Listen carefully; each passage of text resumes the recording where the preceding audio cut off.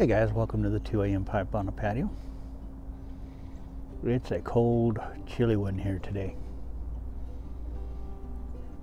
And today I'm smoking my Monday 320.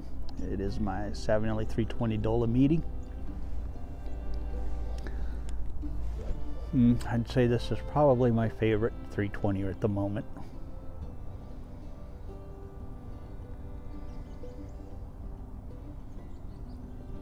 I truly love this pipe. It's a very special pipe to me. It was a gift from Fawn River Piper. And I just love this pipe. It's just a beauty. I don't know if you can see that stem, but that stem is just beautiful, and the grain on this pipe is just exquisite. It's just an amazingly beautiful pipe, and man, does it smoke like a dream. And in this pipe I am smoking McClellan's Frog on the Bayou, which I need to jar up and put down in the cellar, or it's gonna be gone before I know it. And this is one I want to put away and save, because I'm just smoking too much of it.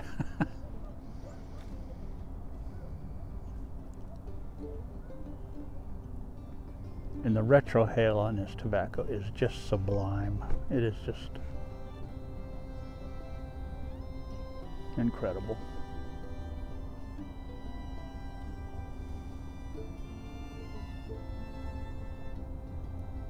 And I just wanted to give a message to Daniel. Your pipe will go out either tomorrow or the next day. Hopefully tomorrow.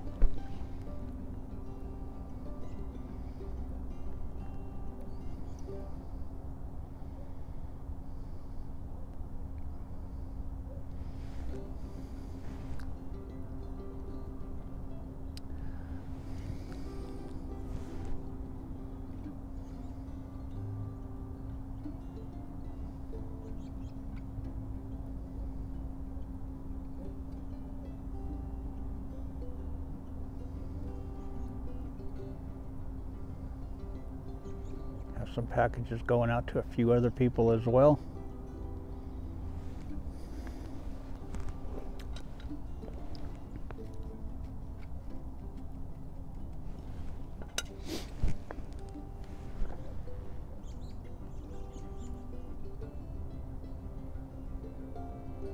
Boy, it's cold. It's nice and cold. Man, I love this. There's nothing better than bundling up in the cold weather and having a pipe. I just love it. I'd much rather be sitting in the cold weather with a pipe than the hot weather. This is my kind of weather here. Cold with a pipe.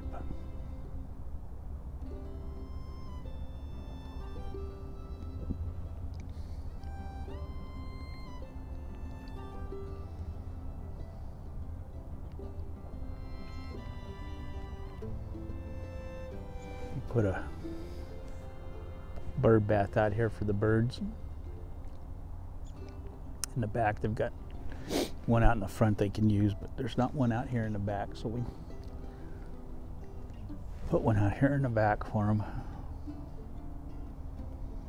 And they're getting a lot of use out of it, surprisingly.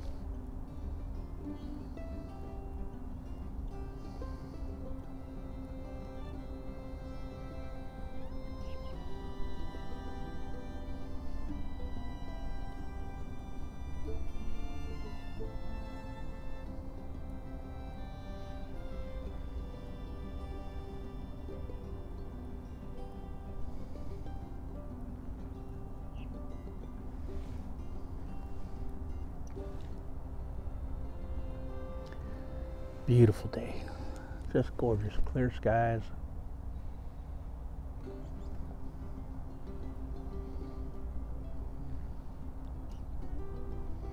There's some wispy white clouds, as you can see back here in the back here.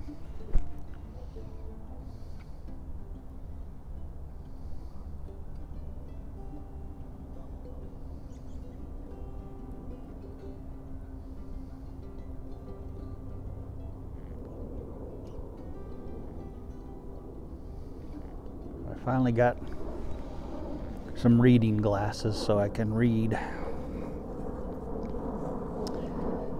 And until I can go in and get my eyes checked and get some real reading glasses. But Sadie took me down to the store today and we got some bread and relish and mustard and stuff like that for, you know, condiments and stuff for the house. And while I was there, I stopped and got some the strongest, most powerful reading glasses they had in the store so that I could read, because I was trying to read last night. It was driving me nuts. I couldn't do it, and I was trying. And I was reading the first volume of the Civil War narrative by Shelby Foote, and the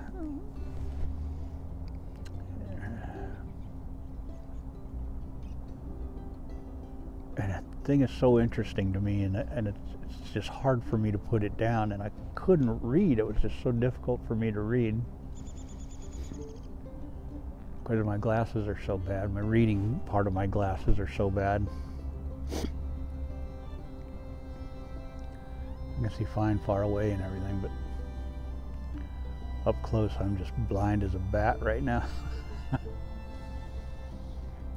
So it was getting hard for me to read, and I'm like moving my eyes all around trying to find a spot where I could see.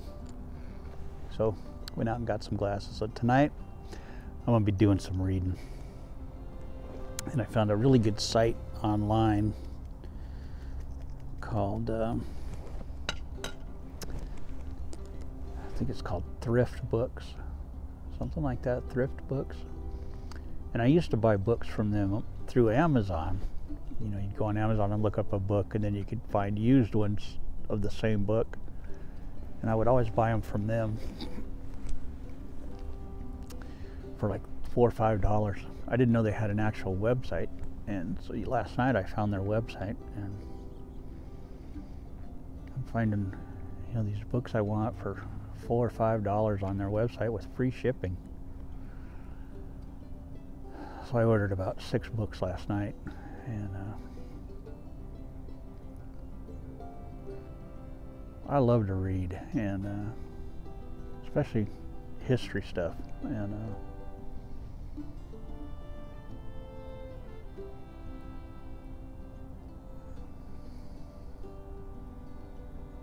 unfortunately I gave away most of my books when we moved here, and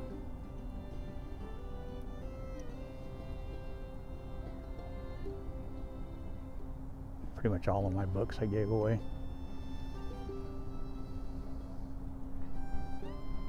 Kept a few of my barbecue books, and that was about it. So I'm starting all over again with my history books and stuff, and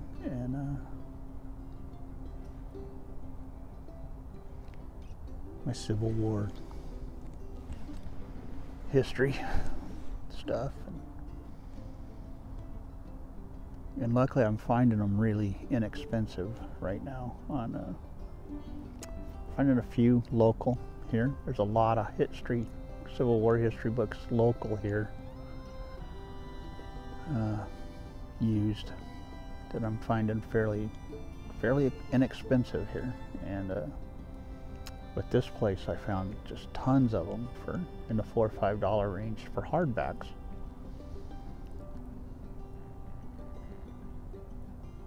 So I scored a bunch of those last night. I think I got 6 books for less than $30, free shipping.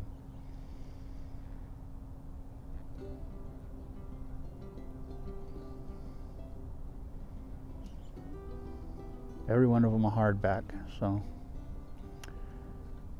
I was thrilled with that. So, and I used to love, when I was first married, I had set up a reading spot outside on my patio.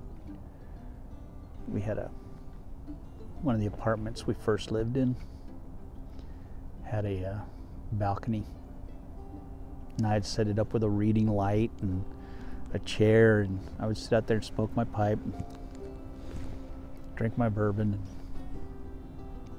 read Civil War history every single night. I'd do that.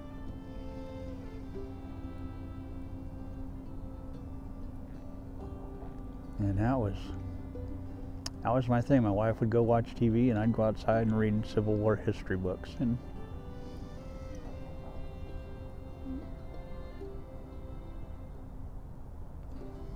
I'd like to get back to that.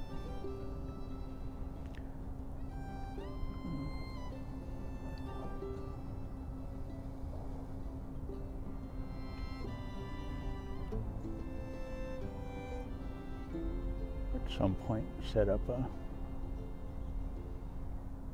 place to read, get a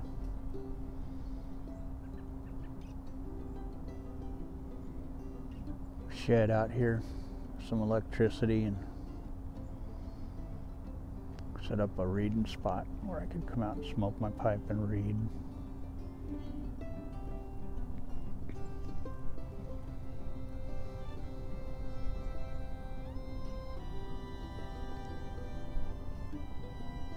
My shed of knowledge would be my,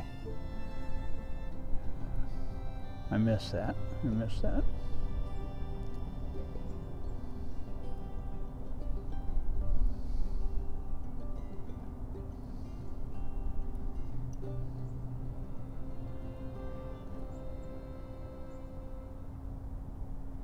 The pipe and knowledge nook.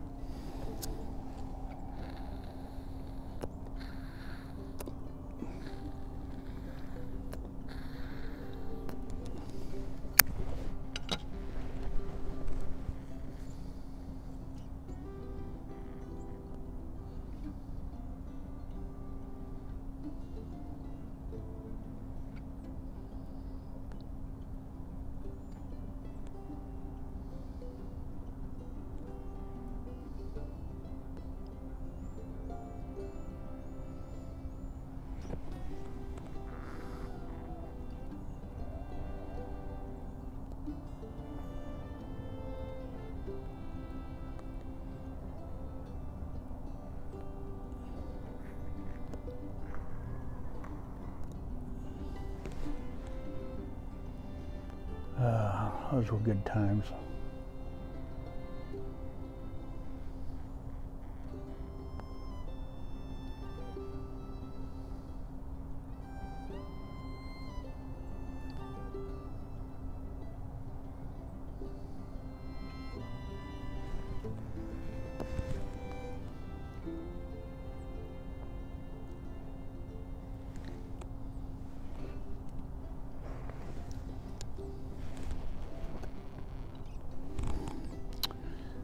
But so that's what's been going on here. Not a whole lot, nothing too exciting.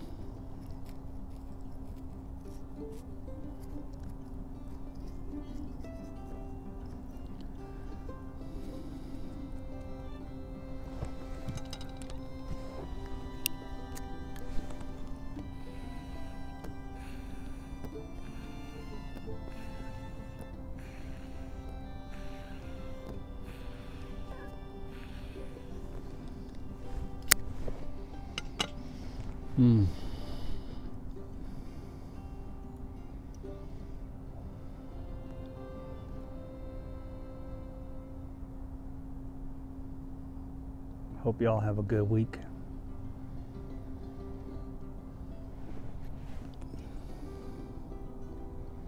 Tomorrow I'll be digging up some plants, some trees. Not trees, but bushes. Digging up root balls of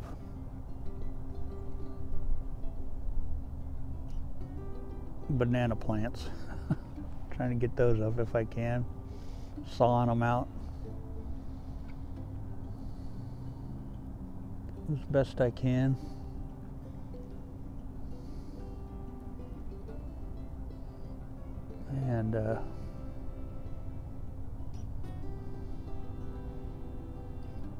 we're going to lay down cardboard all on the ground where they were growing. And put some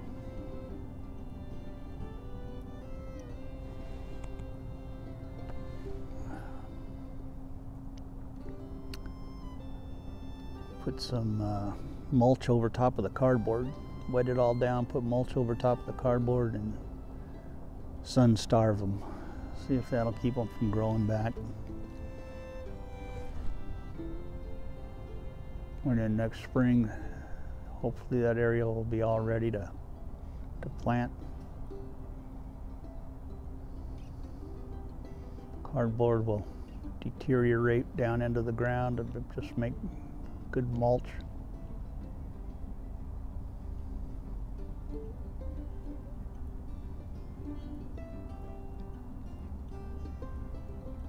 We've done that with part of the yard already, and it's worked really well. Nothing's growing up.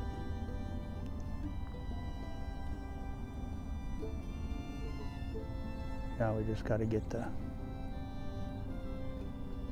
we had some weeds and ivy growing on that one part, and so we pulled up what we could, and then we laid the ivy down over it. I mean, then laid the cardboard over the rest of it, and wet it down, soaked it real good, and then put mulch down on top of it. And we haven't had any ivy growing around it or through it, and seems to be doing the trick. So we had a gardener tell us to do that, and I said that's the only way to get rid of ivy. So pull up what you can.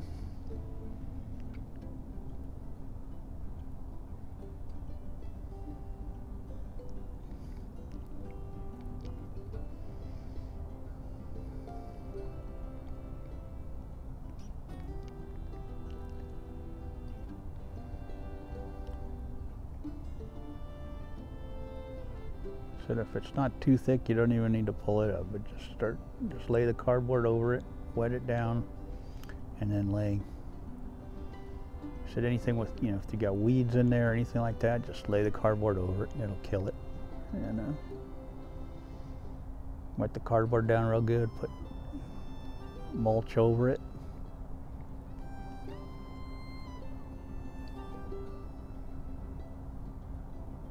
Cardboard will break down over time, over the next few months, turn into good dirt, and you'll be good to go next.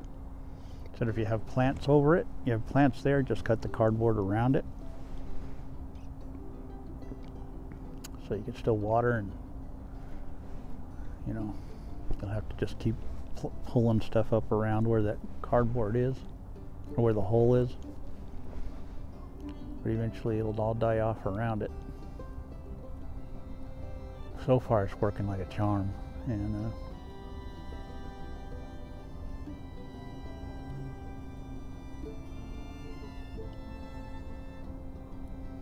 as long as the sun can get to the plant and you can water the ground, he said you'll be fine. But it's working awesome. So anyway, I will talk to y'all later. Have a good one. God bless each and every one of you guys. Talk to you later. Have a good one.